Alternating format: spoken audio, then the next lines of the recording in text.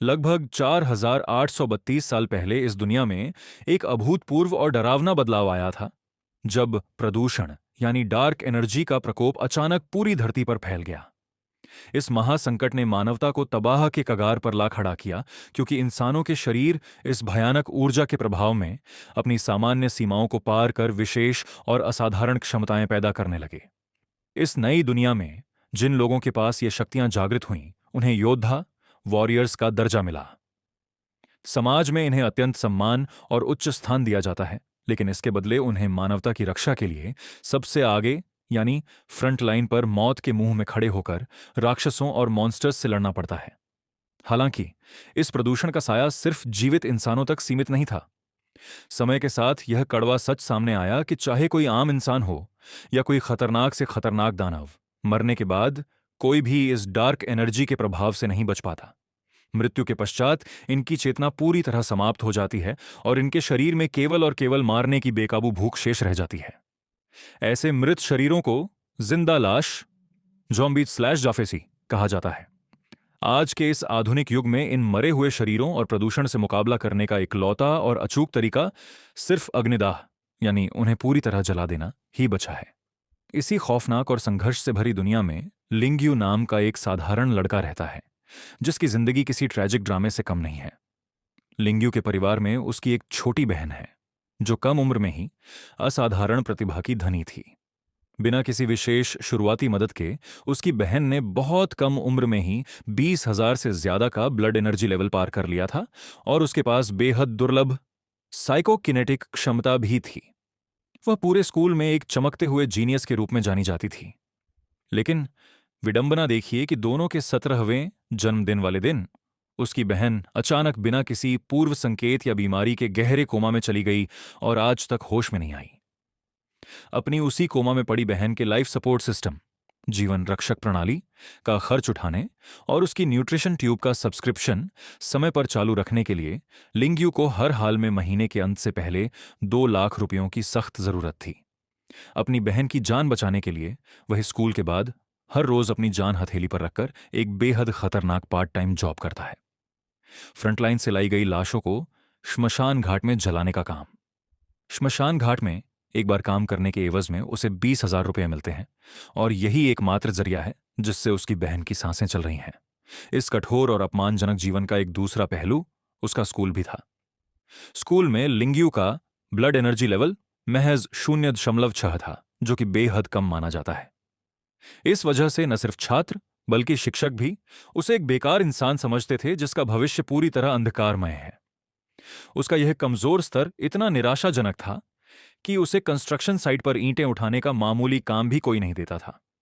इसी कमजोरी का फायदा उठाकर स्कूल का एक दबंग छात्र झांग यांग और उसका चमचा झाओलेई रोजाना उसे प्रताड़ित करते थे। वे इस बात पर उसका मजाक उड़ाते थे कि वह अपनी प्रतिभाशाली बहन के नाम पर स्कूल में टिका है, और आज तो उन्होंने सबके सामने उसका वह पोषण आहार, न्यूट्रिशन भी तोड़कर फेंक दिया, जिसे लिंग्यू ने अपनी बहन के लिए तिनका तिनका पैसे बचाकर खरीदा था। उस वक्त लिंग्यू बेबस होकर यह अपमान सहने के अलावा कुछ नहीं कर सकी।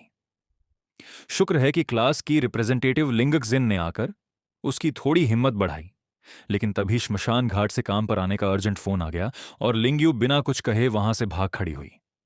लेकिन उस रात श्मशान घाट में उसकी जिंदगी हमेशा के लिए बदलने वाली थी।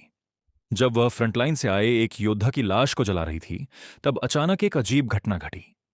लाश के अंदर से कुछ डरावनी काले रंग की गैसें निकलीं और सीधे हवा में चक्कर काटते हुए उसकी भ्रिकुटी माथे के बीच में समा गईं। इसके बाद उसके दिमाग में ली यांग नाम के एक युवा सिपाही की पूरी जिंदगी एक फिल्म की तरह तैरने लगी। उसकी कड़ी ट्रेनिंग, उसकी मेहनत और रणभूमि में दुश्मनों से आखिरी सांस तक उसकी लड़ाई। जब लिंग्यू होश में आई तो उसके दिमाग में एक ठंडी सी यांत्रिक आवाज गूंजी, सोल रीडिंग सिस्टम एक्टिवेट हो चुका है। इससे पहले कि वह इस चमत्कार को समझ पाती, पास ही रखी एक साधारण सुस्ती वाली शिबा इनू कुत्ता प्रजाति के मॉन्स्टर की लाश ने अचानक अपनी नीली लाल चमकती हुई आंखें खोल। भले ही वह सबसे निचले स्तर का जिंदा हुआ कुत्ता था, लेकिन 0.62 के बेहद कम ब्लड एनर्जी लेवल वाली लिंग्यू के लिए वह मौत का परवाना था। कुत्ता उस पर झपटा और उसे जमीन पर गिरा दिया। जान बचाने के इस नाजुक पल में सिस्टम ने विकल्प दिया, आप लियांग की आत्मा की यादों में से कोई एक स्किल चुन सकते हैं। लिंग्यू ने बिना एक पल गंवाए सीधा बेसिक मिलिट्री कॉम्बैट, सैन्य युद्ध कला चुन लिया। जैसे ही उसने यह चुना, उसके शरीर में एक अज्ञात और प्रचंड ऊर्जा दौड़ गई। जब कुत्ते ने दोबारा हमला किया तो लिंग्यू का शरीर अपने आप कॉम्बैट पोजीशन में आ गया। उसने न सिर्फ कुत्ते के हर हमले को आसानी से बचा लिया, बल्कि एक सटीक और जोरदार किक मारकर उस खतरनाक मॉन्स्टर को मौके पर ही ढेर कर दिया। इस बड़ी जीत के बाद लिंग्यू ने मरे हुए कुत्ते की लाश पर भी अपना हाथ रखा, जिससे उसे सिर में तेज दर्द के साथ नई यादें मिलीं। सुरक्षा को ध्यान में रखते हुए उसने कुत्ते का नुकीले पंजे, शार्प क्लॉज वाला कौशल चुन लिया, जिससे उसके दोनों हाथ चमकती हुई ठंडी और बेहद नुकीली तलवार जैसे पंजों में बदल गए। इसके बाद पूरी रात उसने लियांग की यादों के सहारे मिलिट्री कॉम्बैट की ऐसी खतरनाक और सटीक प्रैक्टिस की, मानो वह कोई आम छात्र नहीं बल्कि सेना का कोई अनुभवी कमांडो हो। अगले दिन जब वह स्कूल पहुंची तो पूरी रात न जागने की वजह से वह क्लास में डेस्क पर सिर रखकर सो गई। क्लास टीचर ने कम ब्लड एनर्जी लेवल और पढ़ाई में नाकामी को लेकर उसे सबके सामने डांटा। तभी झाओलई ने पास आकर फिर से उसे ताने मारे और कहा कि उसे तो ईंटें ढोने का काम भी नहीं मिलेगा। जब झाओलई ने उसकी बहन को लेकर बेहद घटिया और आपत्तिजनक बातें कहीं तो लिंग्यू का सब्र टूट गया। उसने ठंडी और तीखी नजरों से देखते हुए झाओलई को मार्शल आर्ट ट्रेनिंग रूम में आमने सामने मुकाबला करने की खुली चुनौती दे दी। पूरे स्कूल में यह खबर आग की तरह फैल गई, क्योंकि झाओलई का ब्लड एनर्जी लेवल 2.7 तक पहुंच चुका था और वह एक जूनियर वॉरियर के स्तर पर था। हर किसी को लगा कि लिंग्यू पागल हो गई है, लेकिन जब मुकाबला शुरू हुआ तो झाओलई के होश उड़ गए।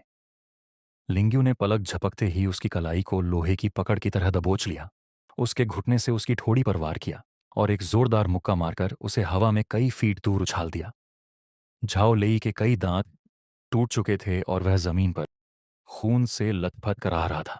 अपनी इस अपमानजनक हार से बौखलाया हुआ झाओलई जब एक भारी भरकम ब्लेड लेकर पीछे से जानलेवा हमला करने आया तो लिंग्यू ने अपने पंजों वाले रूप में बदलकर एक ही झटके में उसकी तलवार को बीच से काट डाला और अपनी उंगलियों को उसकी गर्दन के पास लाकर रोक दिया।